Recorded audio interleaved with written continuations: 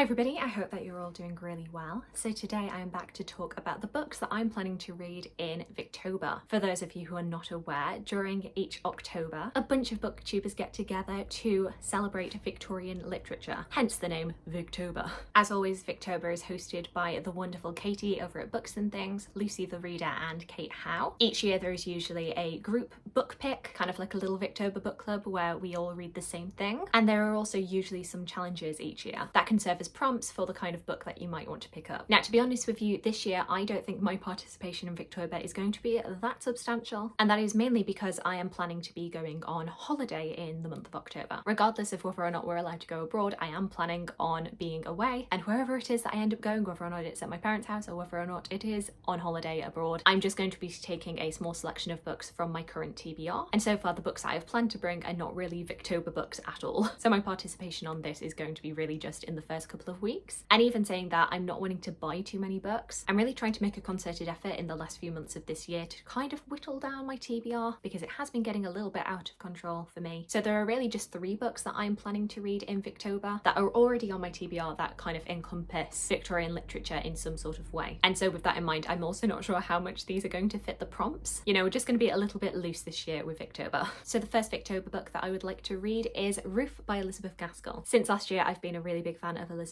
Gaskell. Last year I read both Wives and Daughters and North and South and thoroughly enjoyed both of them. And then at the beginning of this year I read Cranford and Cousin Phyllis, which I didn't love quite as much, but still really appreciated Elizabeth Gaskell's writing. I do think she is somebody who could very quickly become one of my favourite authors of all time, up there with Jane Austen, which is a bit of a rarity for me. As I've said in the past, I'm not really a big author girl. I usually just pick up individual books based on their premises rather than picking up a book because it's an author that I liked before. So it is really exciting when an author rises up out of the ranks to become a potential favourite. From what I've heard, Ruth follows a little bit of a different tact to previous books by Elizabeth Gaskell, and it follows a fallen woman.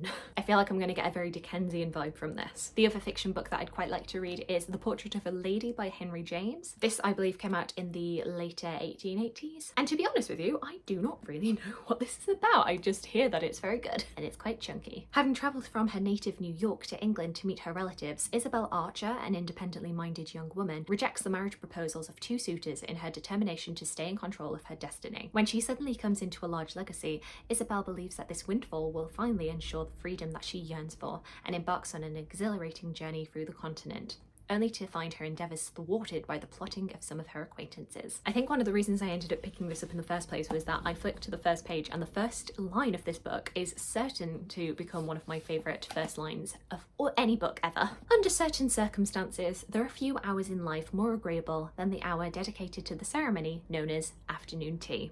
I mean, of course I agree. So yeah, this is going to be a bit of a chunky monkey, but I'm very much looking forward to it. And then the last book that I have on my TBR is not one that was published during the Victorian period, but it is about the Victorian period, and that is How to Be a Victorian by Ruth Goodman. This is one I found really recently in a charity shop, and I saw it and I was like, this is mine now. I've heard really good things about Ruth Goodman's writing as really accessible, really gets you into a time period without too much intimidation. I was planning on picking up her Tudor one first, but you know, this was there and I thought it was very appropriate for this time of year. What was it really like to be a Victorian? We know what life was like for Victoria and Albert, but what was it like for a commoner like you or me? How dare you? Commoner? Me?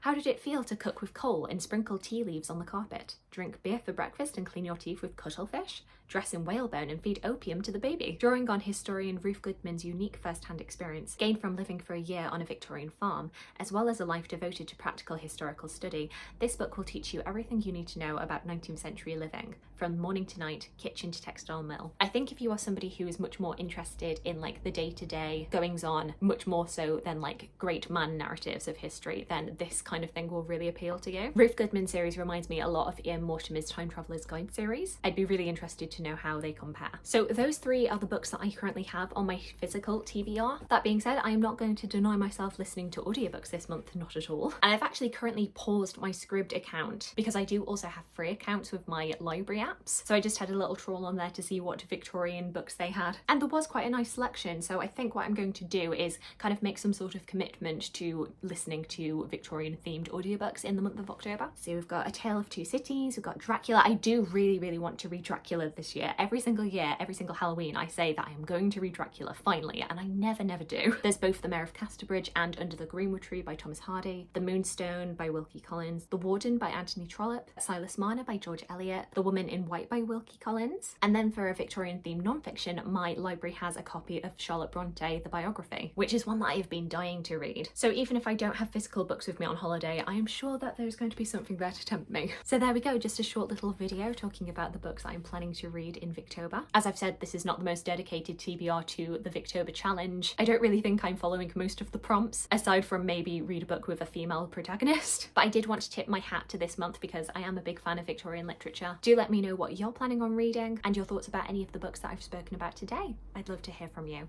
I hope you're having a fantastic day, and I look forward to talking to you again soon. Thanks. Bye.